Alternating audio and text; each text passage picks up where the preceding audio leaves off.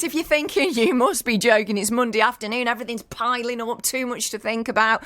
Please, to the rescue with words of wisdom. Rob Edwards at Life Cycle Coaching in Sandbach. Hello.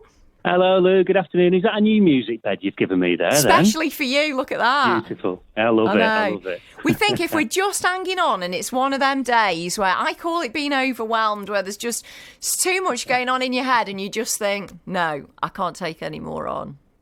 I know. There are lots of changes going off, aren't there, at the moment? Things are getting moving again. It feels like we're getting back to some form of normal. But, whilst a lot of those changes are positive for a lot of people, it feels like we can start to live our lives again. It can still feel like a big change, can't it? And the problem with big changes sometimes, exactly what you just said, we can all feel a little bit overwhelmed, can't we? Yeah, and I think quite a few people are feeling they don't want to be left behind. They're not ready for the change yet. And they're going, it's all right for everyone else. You can go at that pace. I'm not quite ready to do this yet.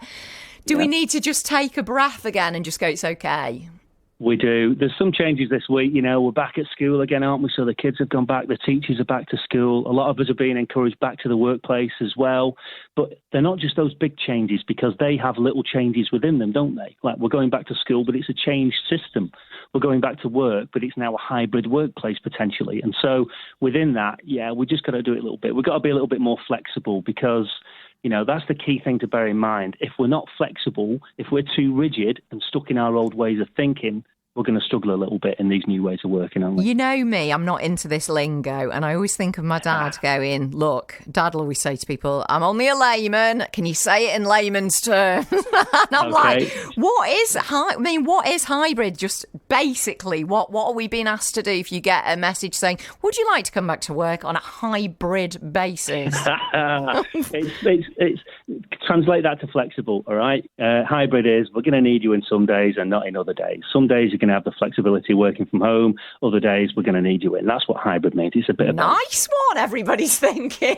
They're just waiting for the email now, aren't they? Going, I think it's suited some people staying at home, hasn't it? But a lot of people are ready to get back in and have missed interacting.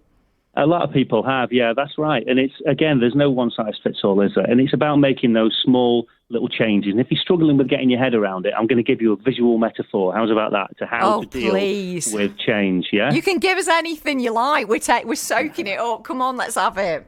Right, go for it, all right? Imagine you've got a glass of water in one hand, all right? Yeah. And that glass of water, this is if you're struggling with new ways of behaviour, right? And new thoughts.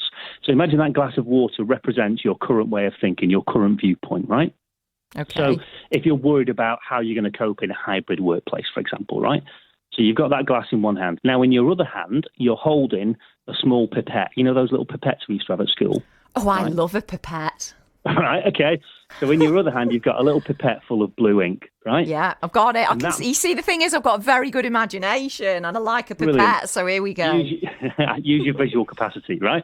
And that pipette represents your flexible thinking, right? Your open mindset. Now, what we're going to do is drop a little bit of that ink from that pipette into that glass, right? So you drop one little drop into that glass. What happens to the water in that glass? I can see a splash of colour on the top, and it's just... I'm not literally doing this, by the way. I don't want anyone to panic. I have got water as I'm drinking. But yeah, it'd be just a little bit of colour that kind of separates on the top of the water. A little tiny bit. Drop another bit in. What happens? More colour, I guess. More colour, right? And so over the next few minutes or the next few days, whatever, drop a little bit more. Keep dropping bits of that ink into that water. And over time, those tiny little drops of ink that make a little bit of a colour change, over time will make a massive difference to the colour of that water, won't it? Right? But it's the same with your mindset. So small, tiny little changes each day are going to make a big difference over time. So this week, have a little think about what is in your pipette, right? What flexible thoughts, what new ways of thinking can you bring into your day each day? Don't try to do it all at once. Don't tip all that ink into that glass because it'll overflow. Yeah, what if everyone's taking this literally now? They're all on Amazon looking for a teat pipette. If they are, that's brilliant because you can use that as a little reminder each day, right? You'll actually be doing it. It's a great way to think, though, isn't it? And it's almost like sort of dipping your toe in, isn't it? Of going, I can only do this at my pace, a little bit at a time, rather than startling yourself. Exactly. And at times like this, you know, as I say, we're encouraged back to work, the kids are going back to school. It can feel really overwhelming, like there's suddenly so many things to do. But if we're stuck in that old mindset, It's just holding that same glass. We've got to change that mindset. We're not going to go back to the way that we were. So drop little tiny new bits of behaviour into that mindset, and we'll get there. I love thinking of it that way. You know, there are always such words of wisdom with you. I know you've got podcasts up and running as well. Anybody listening, we get loads of emails in asking where to find you, Rob. What's the best place?